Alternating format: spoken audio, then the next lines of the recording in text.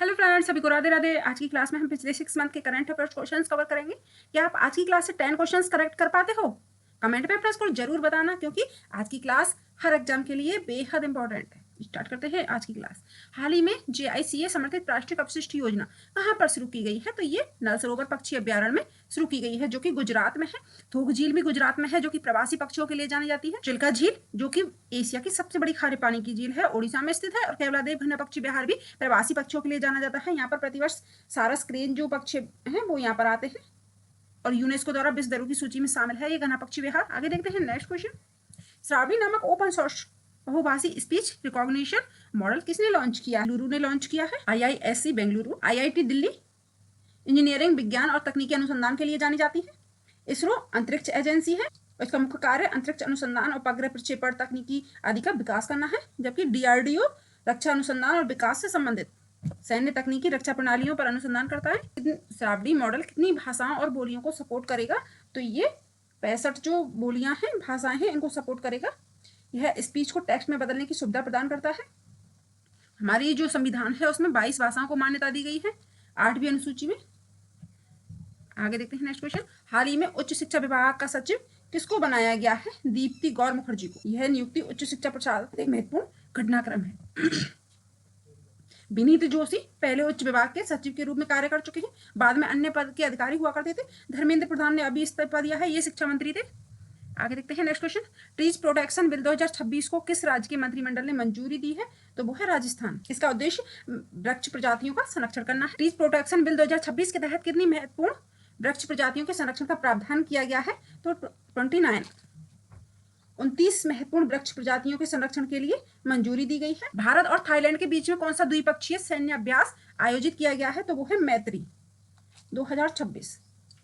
उदार शक्ति भारत और मलेशिया के बीच में है। सूर्य किरण भारत और नेपाल के बीच में है। और समुद्र शक्ति भारत और थाईलैंड के बीच में है। आगे देखते हैं नेक्स्ट क्वेश्चन।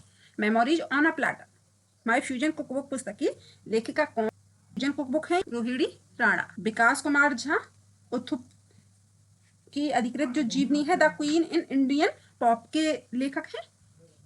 आगे देखते हैं नेक्स्ट क्वेश्चन। ब्रिंगिंग चीता बैक टू इंडिया नामक पुस्तक के लेखक कौन है? तो प्रशांत अग्रवाल। यह पुस्तक भारत चीता संरक्षण की वापसी से संबंधित है। आगे देखते हैं। संध्याकरण कैशलेस स्वास्थ्य बीमा कवर किस राज्य सरकार ने लॉन्च किया है? तो ये कर्नाटक राज्य ने लॉन्च किया है।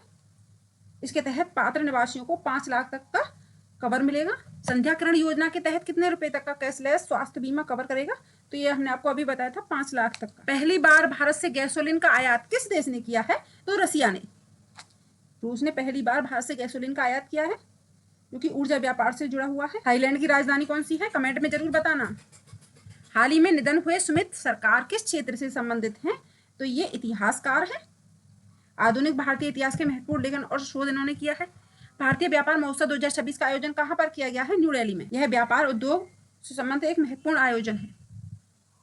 बिन स्पेस 2027 के उपग्रह प्रक्षेपण के लिए किस कंपनी के साथ साझेदारी की है? तो वो है स्पेसएक्स, जो कि एलन मस्क की कंपनी है। बिन स्पेस अपने जो उपग्रह हैं इनको कक्षा में लॉन्च करने के लिए राइड शेयर मिशन का उपयोग किया जाएगा।